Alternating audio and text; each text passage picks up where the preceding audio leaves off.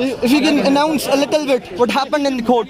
उन्होंने जो एक्सटेंशन थी ना उसको अलाउ नहीं किया, अल्हम्दुलिल्लाह खत्म हो गया। बिल्कुल सही है। अब जितने 5-7 दिन रह गए खत्म हो जाएगी तो उसमें ये खत्म हो जाएगी। जो दिन रह गए हैं उसके बाद रोक कर जाएगी, रोक कर नहीं जाएगी, उन्होंने ऑर्डर कर दिया है। परफेक्ट, ऑर्डर कर दिया। Thank you so much. So 11 जुलाई तक इंशाल्लाह ताला हाँ जी, he'll be outside 10th of जुलाई इंशाल्लाह ताला। अंदर ही है जी। हाई कोर्ट में ये वकीलों के साथ हो रहा है कि वकीलों को ही रोका हुआ है।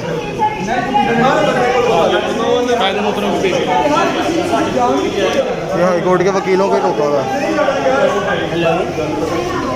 ख़वातीन वकील के साथ डील कर रहे हैं, मेल पुलिस वाले कर रहे हैं। ये हाई कोर्ट के अंदर ही वकीलों के साथ ये होता है। ये रहेगी औकात इस वक्त वकीलों की पाकिस्तान के अंदर। ये मेरे सामने लाहौर हाई कोर्ट के अंदर